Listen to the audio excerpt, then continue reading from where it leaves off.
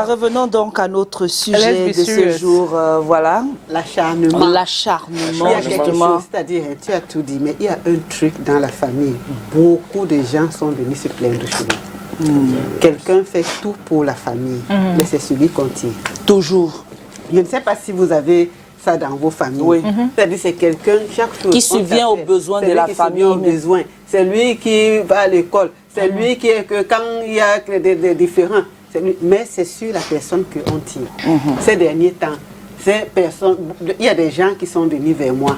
C'est-à-dire, tu es parfois dépassé. Quelqu'un explique une histoire.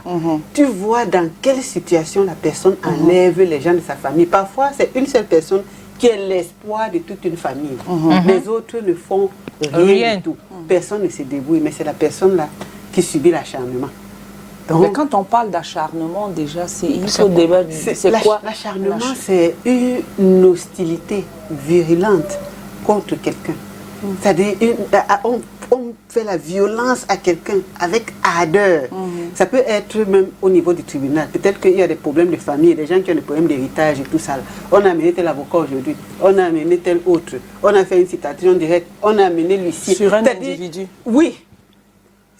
Ça n'en finit plus. C'est comme ça que vous voyez que les gens finissent par faire l'AVC. Oui, parce que pendant que tu penses que tu es dans tel procès, on t'a déjà collé un autre. Pendant que tu es là, on t'a déjà convoqué à la gendarmerie. Tu n'as pas fini à la gendarmerie que l'huissier est venu te notifier un autre truc.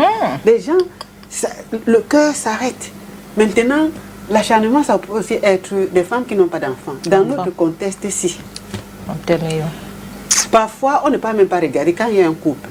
On ne va pas regarder si c'est la femme qui ne fait pas d'enfant ou l'homme. La belle famille directement commence à tirer sur la femme. L'enfant. On te demande quelque chose dont on est conscient que tu ne peux pas donner. On ne sait même pas les efforts que toi-même tu es en train de faire, ce que tu es en train de subir. On ne fait pas d'enfant, pas parce qu'on a forcément mené une mauvaise vie.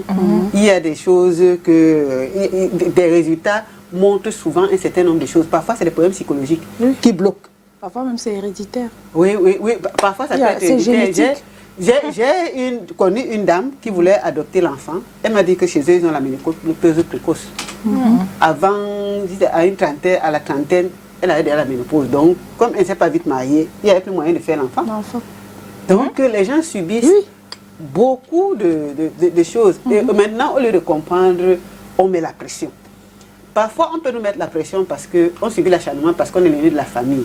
Et on met les charges sur les aînés de la famille. Les lourdes charges. Oh Seigneur. Oui. Et puis si l'aîné ne fait pas ça, c'est grave, c'est la catastrophe. C'est-à-dire, si on commence à citer, on va dire tellement de choses. Et beaucoup de gens sont dépassés. Parfois, c'est des clans qu'il y a dans la famille. Au sein d'une famille, une même famille, il y a des clans. Les uns pensent comme ça, les autres pensent comme ça. Et l'acharnement, ça commence. Et ça commence que ça dépasse le cercle familial. Ça fait partie chez les oncles, chez les tantes et tout. Parfois, le problème vient des réunions familiales. Parce que dans les réunions familiales, les gens se disputent souvent. Ça ne s'arrête pas là. Ceux qui n'étaient pas à la réunion sont au courant. Les grands-parents qui sont au village sont au courant. Ceux qui sont à l'étranger sont au courant. Si bien que quelqu'un finit par subir tellement de choses. Avant, la famille était un endroit où tout le monde se retrouvait, on retrouvait beaucoup de chaleur. La chaleur humaine est importante. C'est prouvé psychologiquement. La chaleur humaine est importante. C'est-à-dire quand on se sent aimé, quand on se sent protégé, quand on ressent que nos personnes sont autour de nous, qui nous aiment, qui nous protègent. Ça, c'est très important. Ça nous booste. Et ça, c'est ce qu'on retrouvait dans les familles. C'est-à-dire, les gens savaient que s'ils passent même une mauvaise journée au travail, comme il va retrouver la famille, là, ça va. Quelqu'un a peut-être eu un truc dans la rue, il s'est disputé et tout ça là. Il s'est dit qu'une fois que j'arrive dans ma famille, je me sens protégée, je me sens couverte. Mais est-ce qu'aujourd'hui, la famille est encore ce qu'elle était avant? Le lieu de solidarité, le lieu d'amour, le lieu de partage, le lieu d'échange. Est-ce que la famille, c'est ce qu'elle a encore aujourd'hui? Si on pose les questions, même au niveau social, parfois même au niveau hospitalier, on voit des gens qui ont des problèmes de santé mentale. Quand ils viennent, généralement, ça provient des problèmes de famille. Il y a les problèmes professionnels, les problèmes de chômage et autres. Et il y a beaucoup de choses qu'on subit en famille. Parce que quand on a les problèmes sur le plan professionnel, ça se retrouve en famille. Quand on a des soucis financiers, ça se retrouve en famille. Donc aujourd'hui, comme certains disent, la famille est devenue le lieu où on torpille le plus les gens. Oui. C'est incroyable. Un lieu d'acharnement. Un lieu d'acharnement. C'est-à-dire, on est en train de vous filer les mêmes choses tout le temps. Les gens sont fatigués. C'est pour ça que certaines personnes se retrouvent dans la rue. On va voir des gens, quelqu'un dit que non, au lieu de subir cet acharnement-là, je préfère aller vivre dans la rue. Il y a des gens qui se retrouvent en train d'être prostitués parce que quelqu'un ne sait plus ce qu'il doit faire, il ne peut plus subir. Il se dit que bon, je suis obligé de me jeter dehors. Arriver dehors, comme on dit, le dehors est mauvais. Qu'est-ce qu'on fait? On n'a pas les moyens. Arriver dehors, qu'est-ce qu'on trouve? On trouve en compte encore de hostilités, si bien qu'on se retrouve en train de faire des choses que nous-mêmes, on n'imaginait pas qu'on pouvait faire un jour. Donc, cet acharnement-là, c'est pas seulement ici, hein, on le voit, on va le remarquer ici parce qu'on est trop famille. Mais sur d'autres aussi ça se voit. Je pense que c'est un phénomène mondial. Parfois, c'est comme on voit, il y a beaucoup d'autres mauvaises choses qui se passent dans les familles. Les problèmes d'inceste, par exemple. Il y a des gens, des enfants, on a vu un cas dernièrement d'inceste dans les médias. Il y a un enfant qui a été d'accord et l'autre qui n'était pas d'accord. Et celle qui n'était pas d'accord, qu'est-ce qu'elle subissait? Une espèce d'acharnement parce qu'elle ne veut pas le subir. J'avais eu une personne qui nous avait regardé à travers une des émissions de STV et la personne était venue me voir ici. Elle a subi l'acharnement de sa famille parce qu'ils étaient tous dans une confession. La personne avait dit non, moi je ne vais pas aller dans cette confession. Une confession ok. Religieuse, oui. Donc la personne a dit moi je ne vais pas aller là-bas. Mais comme tous les parents et tous les autres enfants allaient dans une direction, on lui a tellement mis la pression que ça a commencé à créer un problème psychologique. Oui, un problème psychologique. Tout ça, c'est la famille. Hein. C'est la famille, pas que c'est la famille éloignée, c'est la famille proche. Donc, parfois aussi, c'est les parents qui peuvent mettre la pression aux enfants. Quand un enfant fait quelque chose, on le punit. Maintenant, j'ai fini de punir mon enfant. Mireille Grasse arrive, je lui ai dit, il allait gronder l'enfant. Mambombo arrive, je lui ai dit, il allait gronder l'enfant. Les voisins même se sont mis sur l'enfant. J'ai appelé tel en France, tel autre aux États-Unis. Comme de plus en plus, on est éparpillé de partout. L'enfant subit l'acharnement si bien qu'il ne sait plus où est la punition et où est le harcèlement. Donc, toutes ces choses-là se trouvent dans la famille. Mais, avec votre permission, je vais mettre un peu plus l'accent sur des personnes qui sont des piliers de leur famille et sur qui on tire. Maybe before we get to that, now I think people used to confuse like discipline and bullying. Can you like try bullying and l'acharnement? L'acharnement, c'est ça? L'acharnement. L'acharnement. En tout cas, you understand. Yes. Les mesures qu'on met en place. Non, elle termine sa question. Yes. Now, the question is, like, can you differentiate a discipline? Can you differentiate between discipline and bullying? And can discipline lead to bullying? La différence entre la discipline et l'acharnement. Oui, la discipline, c'est des mesures qu'on met en place pour pouvoir amener quelqu'un à avoir une certaine conduite, à prôner certaines valeurs. Oui, ça c'est un cadre, c'est normal, c'est même obligatoire dans une famille. Mais l'acharnement, c'est l'hostilité notoire qu'on a contre quelqu'un. C'est totalement différent. Dans l'acharnement, il n'y a pas de logique. On recherche quoi? Sinon à faire du mal à l'autre.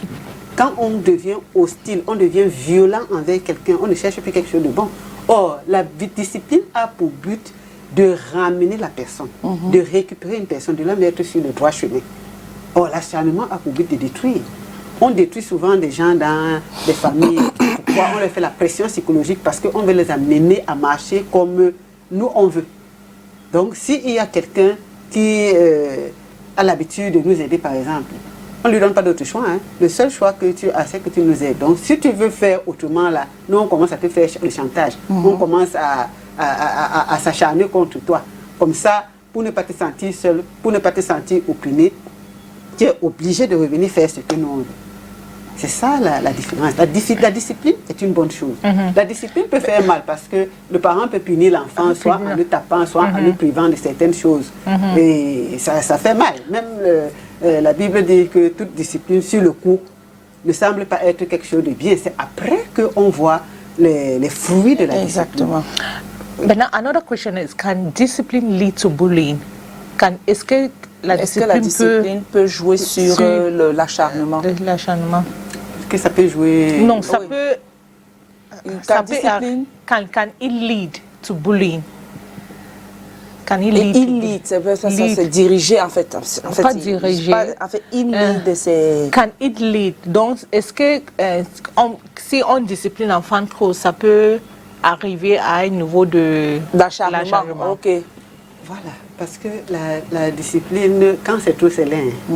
On doit savoir à quel moment discipliner l'enfant. Parce que quand on est trop derrière un enfant, on l'irrite. J'étais partie dans un quartier, en visite à une famille un jour. J'ai entendu un soir, on était en train de taper un enfant. Il criait comme une chèvre qu'on est en train d'égorger. Et dans cette famille-là, on me dit que tous les soirs, c'est-à-dire chaque jour, pour un oui ou pour un non, je demande que c'est comme ça que l'enfant l'a crie toujours. On dit il crie jusqu'à ce que les voisins viennent intervenir. Donc, chaque jour, c'est comme ça. On dit que presque chaque jour. Ça, c'est notre discipline. On peut croire qu'on est en train de faire le bien, mais là, on est en train d'irriter l'enfant. Peut-être qu'il ne comprend même pas pourquoi on est en train de le taper. Parce que l'enfant a tellement peur que, même si on lui explique quelque chose, tellement il a peur, il n'assimile plus ce qu'on dit. La discipline, ce n'est pas le harcèlement. La discipline se donne en donnant des raisons.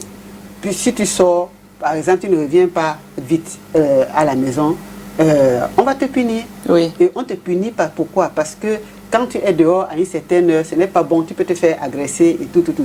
On explique à l'enfant pourquoi est-ce qu'il ne doit pas faire telle ou telle chose. Donc quand il enfreint en ces règles-là, on dit voilà, ta punition, c'est telle chose.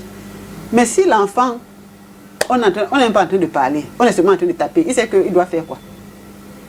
C'est ça. Donc maintenant aussi, on peut aussi vouloir dire à l'enfant, on lui explique des choses. Et on utilise des gros mots. Comme toi, tu ne comprends jamais rien. Tout ce qu'on te dit, ça ne passe pas dans ta tête parce que tu es bête. On a déjà dit à l'enfant, on l'a déjà bloqué. Oui. Maintenant, le reste qu'on va dire, il sait que ça ne passera pas dans la tête parce qu'il ne comprend jamais rien parce qu'il est bête. Et à force de répéter les mêmes choses, ça devient l'acharnement. Puisqu'on ne lui a pas appris ce qu'il doit faire, on ne l'a pas discipliné, on ne lui a pas inculqué des valeurs, on lui a seulement montré tout ce qui est négatif. Et après, ça bloque. Donc c'est ça, on doit pouvoir faire la différence entre la discipline et l'acharnement. D'accord. Okay. Now, another question, Mireille, you have a question? Vas-y. Another question, like, what are some of those signs that shows that maybe a family member is experiencing bullying? Quelle est l'assurance? Non, la signe. Quels sont les signes? Quels sont les signes? The sign. The sign, like what are some of those signs, like to show that a family member is experiencing bullying en train d'expérimenter l'acharnement. L'acharnement, voilà, je vais vous dire ce que les gens disaient. Beaucoup de choses dont les gens se plaignent. Voilà une personne qui a été très malade.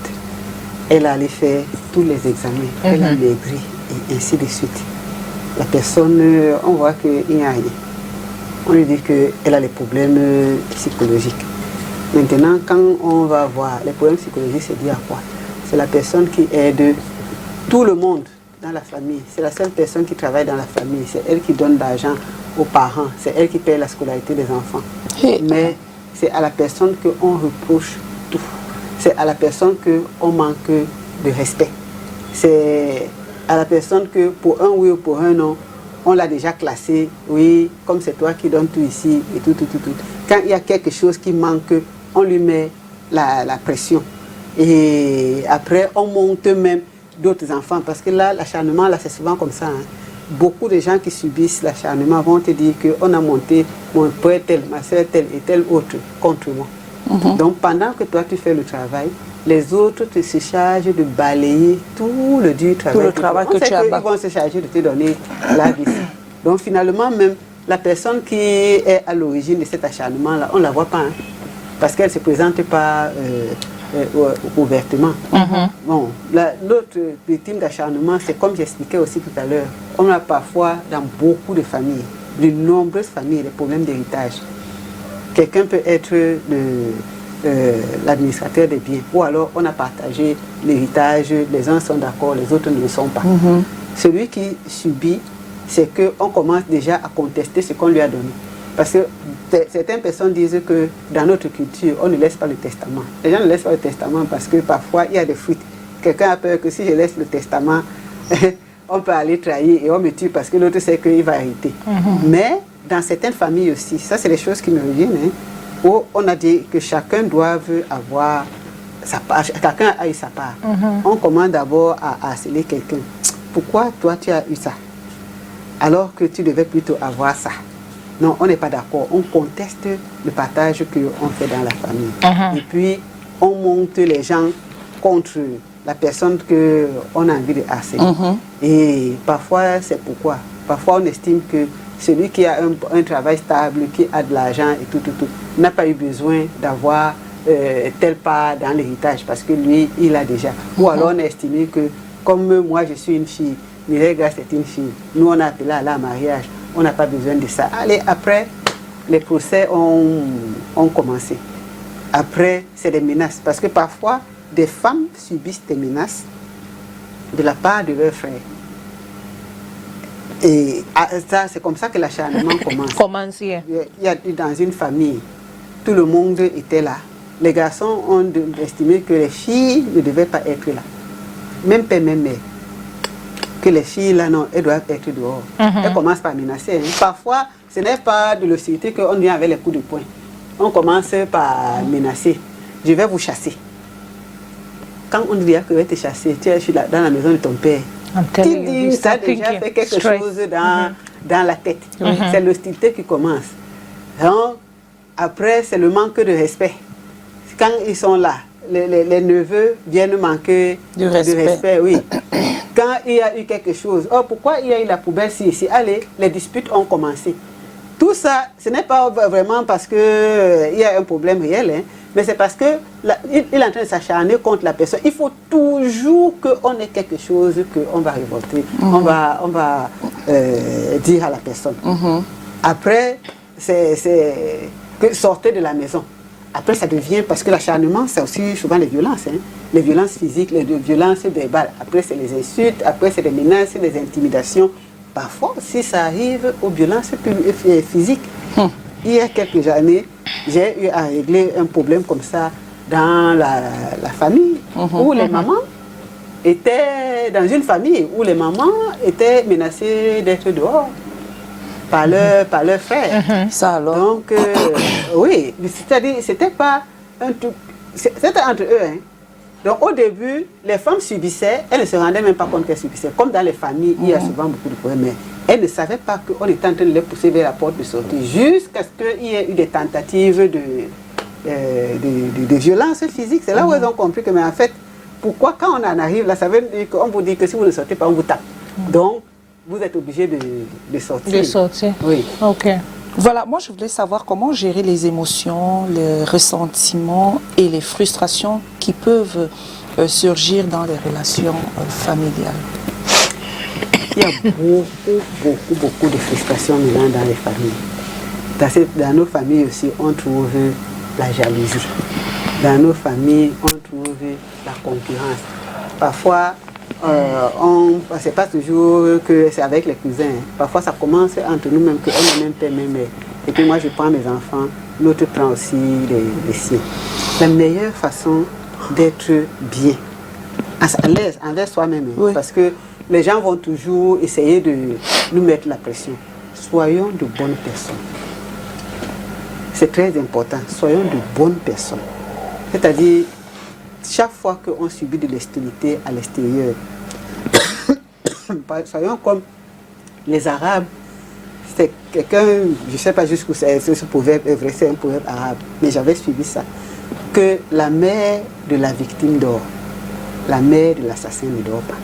Ça veut dire que si je suis victime de quelque chose, tout le monde va venir consoler ma mère, oh voilà tel, on l'a tué et tout. Mais si c'est moi qui suis le bourreau, ma mère ne va pas dormir parce que les gens vont toujours la pointer du doigt que voilà la mère de l'assassin tel. Donc nous devons être de bonnes personnes. Nous devons faire le bien selon nos moyens. L'acharnement amène souvent les gens à s'oublier eux-mêmes, à oublier leur famille, à oublier leurs enfants parce qu'ils ne veulent pas qu'on dise qu'ils sont méchants. Donc, comme on a peur qu'on dise que Mireille n'a pas payé la scolarité de l'enfant de tel, alors que la scolarité de ton propre enfant n'est pas payée, on se retrouve en train même de s'endetter. Donc, faisons dans nos familles ce que nous pouvons faire. Ne partons pas au-delà. Quand on ne peut pas dire qu'on ne peut pas, faites l'expérience. Ceux qui donnent même beaucoup, le jour où eux, ils sont coincés, ils disent que non, je n'ai pas l'argent, je n'ai pas. Ils ne se gênent pas. Hein. Tu te débrouilles. Donc, quand on peut faire quelque chose, nous on fait. Quand on ne peut pas faire quelque chose, on laisse. Maintenant, sachons aussi qu'on ne peut pas être aimé par tout le monde. Ça aussi, ça tue les gens dans les familles. C'est-à-dire, j'ai un problème dans la famille. Comme j'ai calculé que c'est les trois s'ils sont mes amis, ce sont mes gens, quand j'ai un problème, ils doivent être là, à la vie, à la mort, et ainsi de suite. Les trois n'ont rien fait. Mais 10 autres m'ont aidé. C'est un problème, hein. J'ai résolu mon problème. Les autres ont... Il faut absolument qu'on se fasse du mal. Après, on va commencer à subir l'acharnement de la part de ces personnes parce qu'on va créer beaucoup d'animosité autour de nous. Donc, si on réussit à avoir 2 ou 3 personnes avec qui on s'entend, tant mieux. Le reste, tant pis. Et tout le monde ne peut pas, nous devons savoir que tout le monde ne peut pas suivre le même rythme dans la famille. Il y a des gens qui, il y a la réunion à tel endroit, il est là. La réunion de la famille maternelle, il est là. La réunion de la famille du grand-père, il est là. Il est dans tous les deuils. Il est dans tous les deuils. Tous les deuils de la famille, il est là. Tous les mariages, il est là. Toutes les dots, il est là. Il y en a aussi d'autres que le deuil même lui fait peur. Donc il compatit, mais il était au deuil de l'oncle. Quand la tante meurt, il n'a même pas encore fini de digérer le deuil de l'oncle. Il faut aussi revenir à la tante. Il dit que non, je ne peux pas. Comprenons aussi ce genre de personnes. Amenons les membres de la famille à comprendre que nous, on ne peut pas. Moi, j'ai eu mon père. Mon père était très sensible au deuil, au cadavre. Très sensible. Je ne l'ai pas vu aller dans les deuils, dans les familles. Mais comme il avait de l'argent, ce que j'ai vu mon père faire, c'est que chaque fois qu'il y avait quelque chose qui nécessitait de l'argent quelque part, il n'oubliait même pas. Il donnait toujours une grande contribution. Mais la famille, sa famille aussi a réussi à comprendre que c'est pas quelqu'un, ce n'est pas parce que c'est tel et pas tel autre. Pareil pour tout le monde. Mais tu viens, tu poses ton problème, tel est malade, il donne, tel est mort, il donne, tel est mort. Mais peut lui-même se présenter deuil là, c'est pas facile. Moi, je suis des réunions de famille. Je ne peux pas. Je ne peux pas. Non, ça veut dire, les gens se disputent tellement dans les réunions de famille. Moi, je ne peux pas. Et j'ai souvent, ma famille qui me suit ici va comprendre que j'ai souvent dit que la façon dont les gens se disputent là-bas, je ne peux pas, je n'ai pas le cœur de supporter ça. There'll always be that dispute. Mais les autres vont te dire que la dispute c'est la famille, c'est entre nous. Il y aura toujours. Parce qu'il y a toujours les cancans problèmes dans les histoires de famille. C'est-à-dire, je prends un exemple, Cathy. J'ai vécu une histoire un peu compliquée. Il y a une dame, une maman qui meurt dans la famille. Une autre dans le groupe de famille, elle dit que... Donc, comme on est venu annoncer dans le groupe de la famille que la tante est décédée. Ah, ça a pris feu, Cathy. Ils disent... Bête, hein? Bête. Non, on devait d'abord aller annoncer à qui et qui devait prendre la route pour venir aller voir le chef de famille pour annoncer le deuil là-bas. Et après, maintenant, on vient, on annonce ici et puis on forme une délégation pour aller au deuil, Cathy. Moi-même, moi-même, j'ai dit que le débat, c'est au-dessus de mes forces. Gérer. What about another one that maybe like just like you Marine said, protocol. there's someone died, they put in the forum. Maybe there's a particular relative that is not so active. Il tell you that pourquoi tu ne m'as pas envoyé le message alors qu'on a mis ça dans le foyer, il a vu hein. Il voulait qu'on l'appelle. Cathy a tout dit. Il y a les faux Vous savez que Cathy vient de dire ça. Cathy, merci. Est-ce que vous savez que moi, je prends l'exemple sur moi. Quand je me mariais, on a un forum de famille. Il y a des gens qui me... Tellement que je suis là dans l'euphorie, je suis dans les recherches d'argent. Quelqu'un dit qu'il faut que je l'appelle personnellement. Voilà. Je lui dis, ok, tu attends. Non, mais c'est géré. Et après, ça devient ton problème. It becomes a big problem maybe until they are angry and they start... Et tu peux subir l'acharnement comme ça À parce partir de ça, une dizaine de personnes vont dire que non, c'est la tante telle qui a raison. C'est fini pour toi. N'est-ce pas? Oui. Yes. Tout le monde contre toi. Oui, est contre toi. Même ceux qui ne sont pas dans le forum, on a déjà allé dire aux autres qui sont à l'extérieur du forum qu'ils sont donc passé quelque chose aujourd'hui. Moi, j'ai dit que ça là, quand je dis que quelque chose me dépasse, c'est que ça me dépasse. Par contre, tu vas voir que s'il y a un truc qui ne va pas dans la famille, un deuil et tout, je suis là parce que je sais soutenir. Mais maintenant, si la même famille que j'ai soutenue longtemps dit que ok, faisons dans la réunion maintenant. Je me rappelle. Papa, là, ça me dépasse. I remember when I had my son, there is this particular relative I called. When I called him, the first thing he said,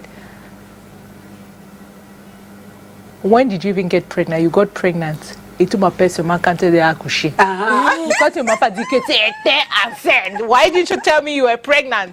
So in the process, that period of me being pregnant, immediately I conceived. I was supposed to announce to every family member, hello, I just want to inform you people that I'm pregnant. oui,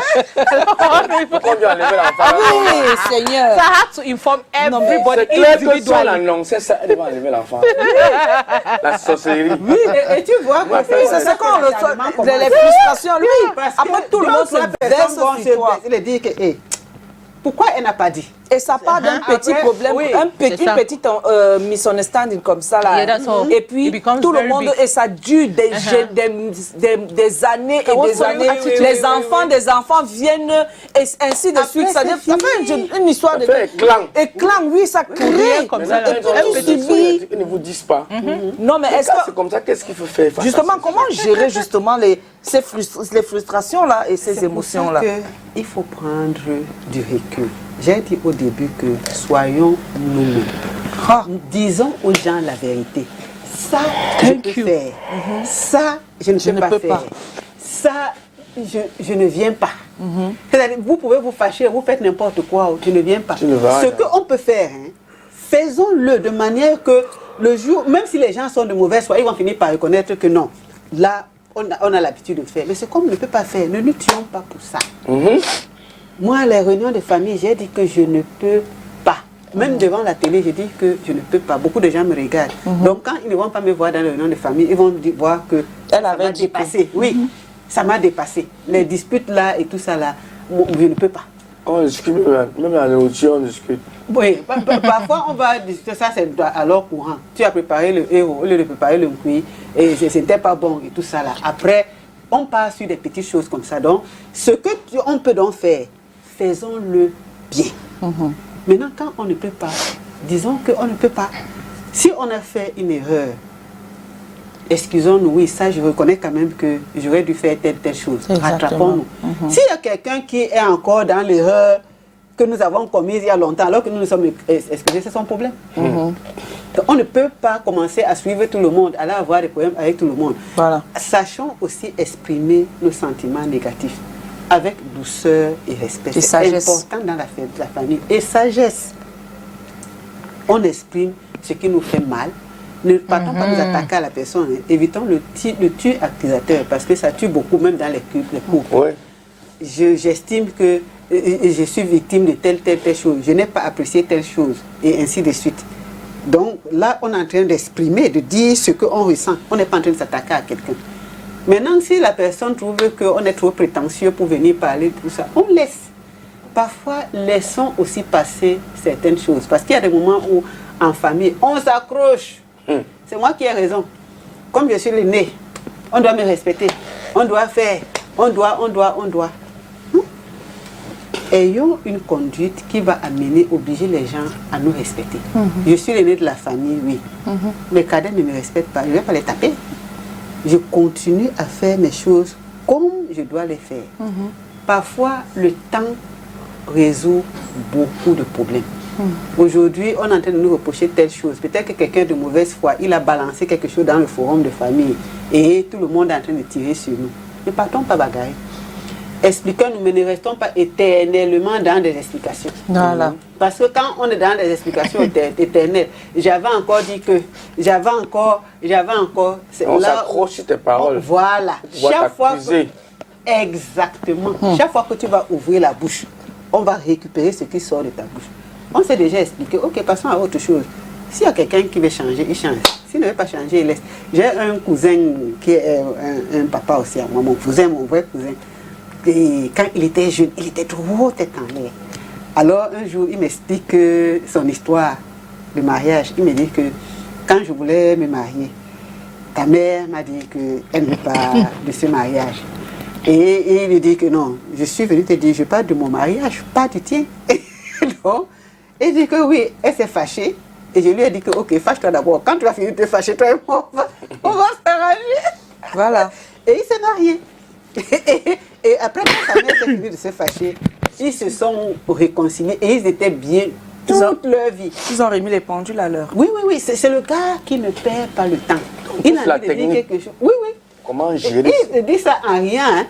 Qu'il lui a dit que je viens de parler de mon mariage, toi tu prends. Je parle de mon mariage, pas du tien. Donc, quand ma tante s'est finie de se fâcher, il s'est remis avec son fils jusqu'à. Et ils s'entendaient bien.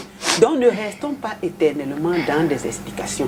Tu as expliqué tel aujourd'hui, parce qu'on est en train de dire que oui, tu as expliqué oui, mais tu es quand même méchante parce que tu as aussi fait ça. Wow. Tu te mets aussi à expliquer la méchanceté là, que tu n'es pas comme ça. Wow. Tu convaincs. On te dit que non, tu es méchant parce que tu avais aussi fait tel autre. Tu te mets encore à expliquer. Je n'exagère pas, hein. Il y a des gens qui sont toujours en train de se justifier dans les familles parce qu'ils subissent la charge totalement. Montrer que je ne suis pas méchante, je ne suis pas méchante. Ils ne peuvent plus dire non, ils n'ont plus de vie parce qu'ils ont peur qu'on dise qu'ils sont méchants. Acceptez. D'accord. On va aller on prend le Vox Pop de ce jour et puis on revient pour amorcer la dernière partie de l'émission. Le Vox Pop est signé Thierry On depuis Yaoundé. Simplement se remettre à Dieu, parce que dans chaque famille, s'il y a 5 enfants, il y a 5 philosophies. Maintenant, quand vous avez un acharnement contre vous ou bien contre une autre personne, se remettre à Dieu et apporter que Dieu vous aide à avoir la bonne philosophie, à remettre un peu le calme dans la famille. Il sera obligé de bien me comporter et puis pour me défendre, il me faut être calme, posé. Tu vois, ne pas répondre aux accusations, ne pas trop répondre aux gens. C'est ça. C'est tout ce que je peux faire pour m'en sortir. Quand c'est au niveau familial, que c'est très proche dans la famille, vous faites gérer ça comment? Bon, on se concerte pour faire une assise familiale.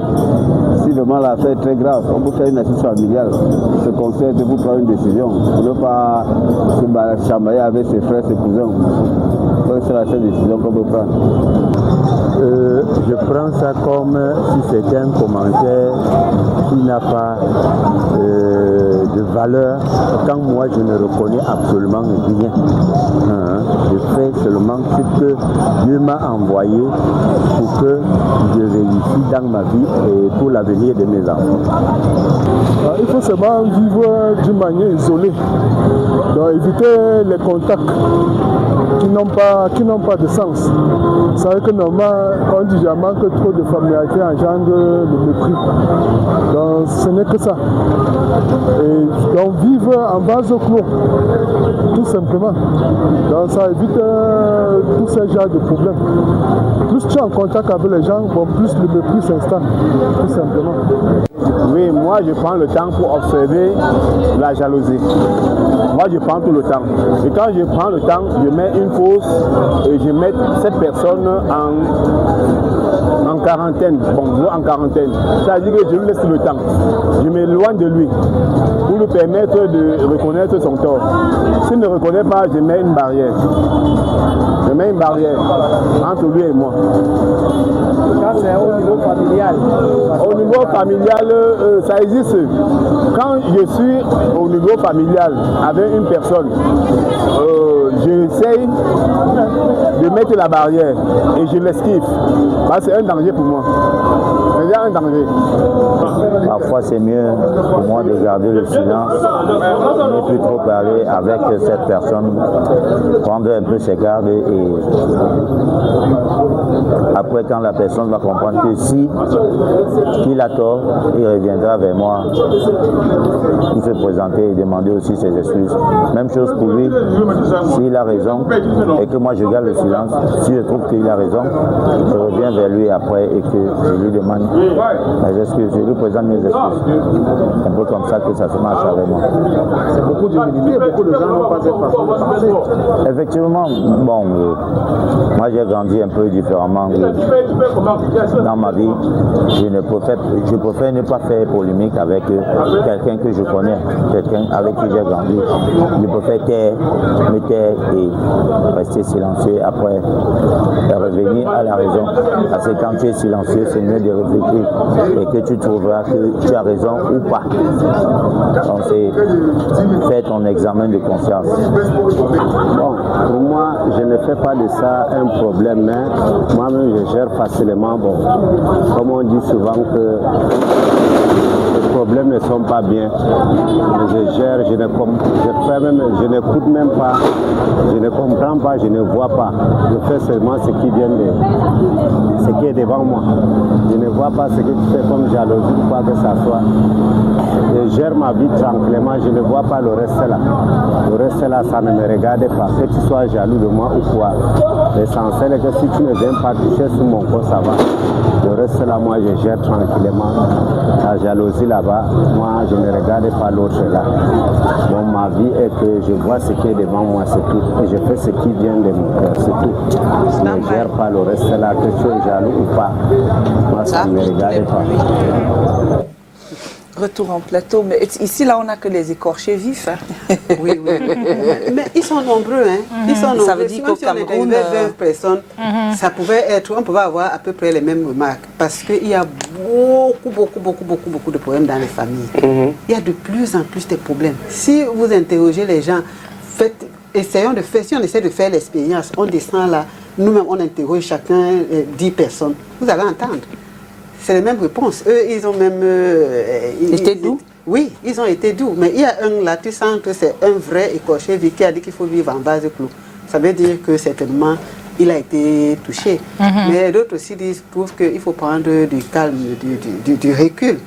Oui, parfois, quand on a affaire à quelqu'un qui nous harcèle, parce que c'est aussi le cas, c'est le harcèlement. Hein. Ouais. Quand on a affaire à quelqu'un qui nous harcèle, on n'a pas besoin d'aller rentrer vers la personne. Ouais. Prenons le temps. Laissons le temps faire des choses. Parfois, quand on laisse le temps comme ça, on prend du recul, mais en gardant une bonne conduite, la vérité finit par triompher. Parfois aussi, il faut que les grandes personnes, quand on a déjà fait humainement tout ce qu'on devait faire, on laisse. Parce que les grandes personnes aussi apprennent quand ils se butent. Mais tant qu'on est là à vouloir discuter, on va passer le temps à discuter parce que parfois ceux qui sont là chargés de nous aider, il y a des problèmes, on subit quelque chose, on se plaint, la personne se plaint. Parfois aussi, on a même des gens qui sont méchants.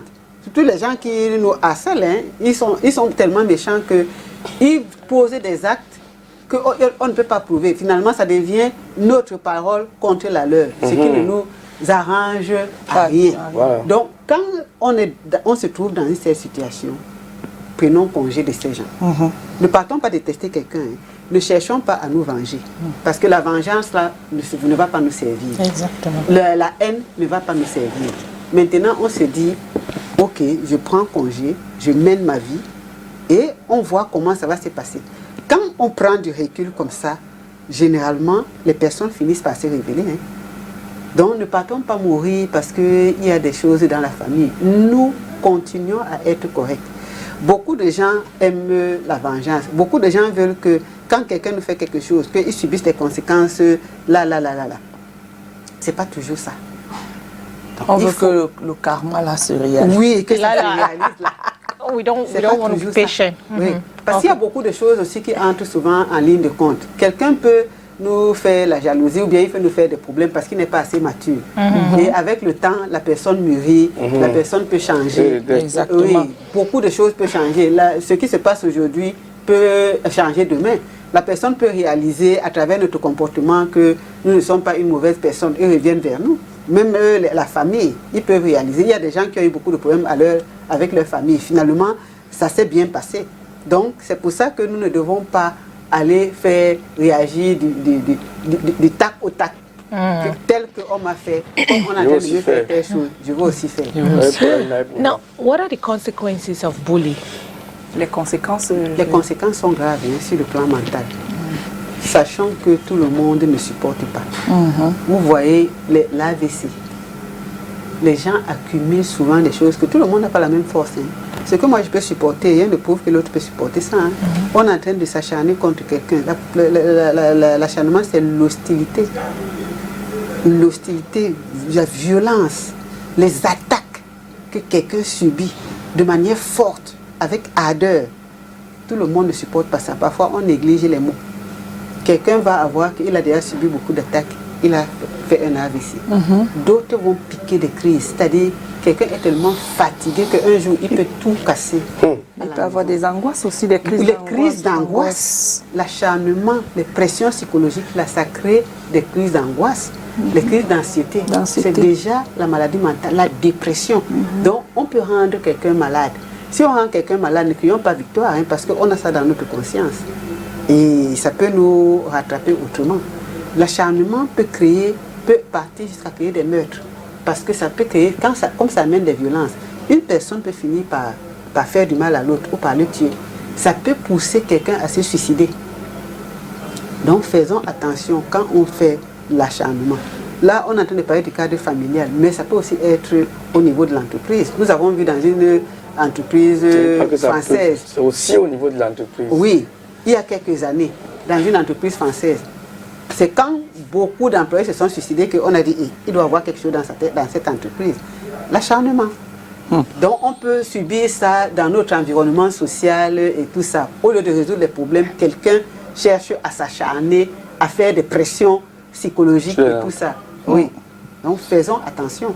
Doit-on rappeler aux téléspectateurs qu'il faut encore appeler ou alors si vous avez des messages, vous envoyez pour poser des questions? Parce que ce qui est sûr, beaucoup vivent un acharnement dans la famille. Au moins sur 10 familles, 9 vivent un acharnement. Si je ne veux même pas exagérer en disant 10, oui. C'est à 100% qu'on vit un acharnement en milieu familial et ça fait en sorte que c'est parfois la source de maladies pour beaucoup, comme Catherine et même de beaucoup de problèmes en entreprise. Parce que quand quelqu'un part de la maison oui, pour travailler avec des problèmes, déjà il arrive, il va déranger ses collègues. Il sera plus productif. Donc, je ne sais pas si vous arrivez souvent de dire à vos collègues que si tu as amené tes problèmes à la maison, ne te décharge pas sur moi. Parce que cet acharnement dans la famille... Moi, me dit ça souvent. Non, moi, il faut me dire comme ça. Quand l'émission finit, on va dans son bureau. Pour consultation. Non, si par exemple dans une famille, il y a un malade, un enfant de la famille qui est au coma, c'est-à-dire la famille est vraiment dans... C'est-à-dire chacun ses manches qui vivent, ils sont stressés. Comment faire pour les aider, pour aider une telle famille dans leur acharnement à vouloir que... La première chose, c'est le calme. Le calme. Oui. la panique et tout ça là, ça ne sert à rien parce que les gardes malades, je parle en tant que quelqu'un qui est à l'hôpital et qui a été victime de certaines choses, les gardes malades peuvent faire que le malade même meurt parce qu'ils sont agités, parce qu'ils prennent des mauvaises décisions, parce qu'ils se disputent et ainsi de suite. Moi, je savais que j'ai eu un malade très grave. Mon frère qui est décédé était vraiment malade. Heureusement que la famille était à l'écoute. Moi, je donnais certaines suggestions en tant que spécialiste en santé mentale qui n'étaient pas toujours bien perçues, mais c'est ce qu'il fallait faire. Quand la majorité disait non, je laissais. Après, cette majorité venait encore vers moi me dire que non, c'est toi qui as raison, parce que ça ne cadrait pas avec notre culture. Oui, parce que dans notre culture, il y a des choses qu'il faut faire. Mais moi, je disais, le malade ne peut pas faire telle chose, laissez-le. Mais que non, si on ne fait pas comme ça, il va mourir, on ne peut pas le laisser mourir. Mais après, on revient vers toi, le calme. Si on est calme, on résout beaucoup de problèmes. La bonne information. Bon, je peux vous donner mon exemple parce que je viens aussi de traverser. La bonne information. La famille s'est bien informée sur la maladie que notre frère avait. Donc on avait la bonne information. On a suivi l'évolution. Ça fait que ceux qui étaient plus faibles calmaient les plus forts. Ceux qui étaient plus forts, ils prenaient les devants. Et ainsi de suite. Ça fait que on réussisse à gérer, que le malade même ressente qu'il y a toujours les gens autour de lui. Il faut toujours avoir les bonnes informations. Je parle aussi aux personnes qui ont des malades qui ont le cancer. On prend souvent les informations n'importe où qui viennent bouleverser la famille. La coopération avec le corps médical. Il faut coopérer. Donc, quand on coopère avec le corps médical, on a des informations qu'il faut. Ça nous empêche de paniquer. Maintenant, ne partons pas qu'on a lu sur les réseaux sociaux. On vient appliquer. On a lu telle chose. On vient appliquer. L'autre dit quelque chose. Au lieu qu'on s'entende. Allez, la dispute a commencé. Dès que vous disputez, vous êtes en train de faire du mal à votre malade. Donc, oui. Et même si nous, on estime, moi, ce que je faisais, c'est que quand on n'était pas d'accord avec moi, je partais voir mon collègue, parfois, Dr Togem, que je remercie beaucoup, que je respecte. On n'est pas d'accord avec moi pour telle raison. Est-ce que tu penses que j'ai raison de leur dire que oui, c'est toi qui as raison. Maintenant, si on n'est pas d'accord, tu laisses d'abord. Je laisse. Et après, on revient toujours. Donc, les gens se disputent. Pourquoi? Parce que quelqu'un donne une suggestion, l'autre donne une suggestion. On veut que la suggestion que j'ai donnée, surtout quand on a raison, qu'on l'applique. Mais est-ce que donc la thérapie familiale peut aider les familles, justement, peut aider les familles à gérer les conflits et à améliorer les relations? Et comment donc se prendre pour que si ceux qui sont même ouverts à la thérapie familiale, qu'on décide de... Oui. Je conseille beaucoup la thérapie familiale parce que avoir un grave malade qui est au coma, c'est pas évident. Ce n'est pas facile du tout. Quand on voit qu'on ne peut pas gérer, vraiment, faisons cette thérapie-là. Le thérapeute sait comment est-ce qu'il va alléger les informations. Bon, je ne vais pas donner certains détails ici parce que moi j'ai vécu ça. Vous savez que j'ai une maman qui était âgée. Il fallait la manière de lui transmettre des informations était déterminante. Parfois on vient, il y a une information, bam, on a balancé. On ne sait pas ce que ça peut faire. Les gens, parfois le garde malade meurt, il laisse le malade. Donc il faut... Oui, il y a des gardes malades qui sont souvent... Oui, parce que c'est le garde malade qui prend tout sur lui. Parce que c'est lui qui reçoit d'abord la mauvaise nouvelle. Et qui doit transmettre ça. C'est pas évident de gérer ça. Moi, j'ai vu ça avec ma mère. Mon frère l'appelait toujours. Et puis quand ma mère m'appelait, je dis non, maman, c'est pas comme ça. Attends, je vais t'expliquer. Dans le calme, ou c'est une autre de mes soeurs qui disait que non, maman, calme-toi. Il a dit non, c'est pas comme ça. Peut-être qu'il a exagéré. Attends, on va t'expliquer des choses comme ça. De manière à ce qu'elle puisse gérer. À un moment donné, on dit non, il ne faut pas lui dire la vérité, il ne faut pas. Là aussi, c'est une erreur. Voilà. Avec mes frères, avec mes cousins, on s'est dit, disons-lui la vérité. Mais ne soyons pas brutes. Expliquons-lui les choses de manière qu'elle puisse comprendre qu'elle peut perdre son enfant, comme elle peut ne pas le perdre. C'est comme ça qu'on lui explique. Et quand on arrive à ce stade, tu vois, quand il y a telle chose, ça veut dire qu'il peut ne pas vivre. Même la mort est une issue. Hein, maman? Oui, j'ai compris. Voilà. Même la mort. Oui, au niveau où il est là. S'il meurt, ça va te faire mal, mais il va se reposer. Beaucoup de travail a été fait avant. Et moi, en tant que spécialiste en santé mentale, il fallait appeler tout le temps. Est-ce qu'il y a eu telle chose? J'en ai tellement pris sur moi qu'après, c'était un peu difficile à digérer. Mais au moins, on est content aujourd'hui parce que la douleur était intense. Mais on a réussi à gérer les choses de telle sorte que on dit même certaines choses en rien. Moi, une fois, quand ma mère, j'ai vu qu'elle était déjà dépassée et tout ça, dit que maman, toi, mais on doit t'attacher parce que c'est toi qui es allé accoucher l'enfant qui est venu nous créer des problèmes. Elle s'est mise à rire. C'est-à-dire de temps en temps, quand il y a un moyen de mettre une petite blague, on met une petite blague, même quand on est dans la douleur. Faisons-le. Créer les blagues en famille. Voilà. Chacun raconte une blague. Voilà. Mais la blague, c'est pas à tout moment. Hein. Il faut avoir parce que ça peut énerver quelqu'un. Ça peut être les plaisanteries de mauvais goût. Voilà. Oui, ça peut être les plaisanteries de mauvais goût. Il faut faire attention. Donc, savoir à quel moment on peut introduire quelque chose. S'il n'y a pas moyen d'introduire, n'en parlons pas. Voilà.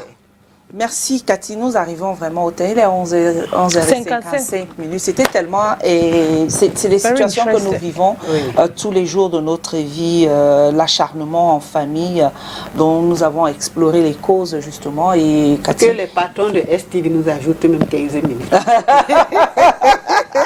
Ça va être difficile. On pourra commencer peut-être avant si on a des sujets un peu plus aussi pointilleux comme celui d'aujourd'hui. Donc on espère justement, parce que nous avons exploré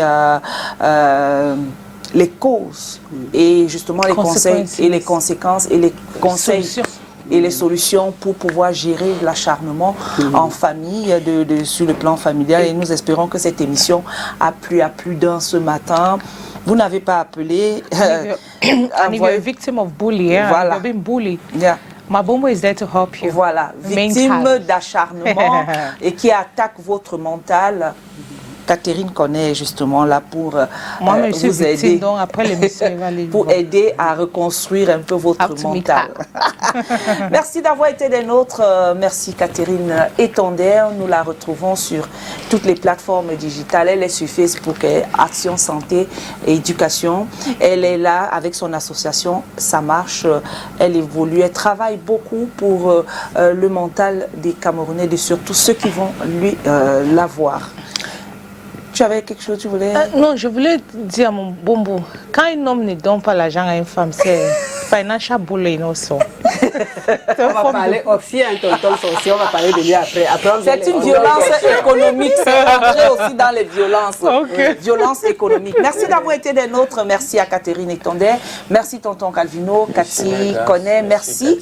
Merci à la régie et Yvan Babo qui a assuré la réalisation de cette émission. On vous dit merci. Merci à l'équipe technique. Nous vous remercions et on vous laisse en compagnie des programmes de STV. Dieu vous bénisse. On se retrouve demain mardi quand il sera 10h. Ciao.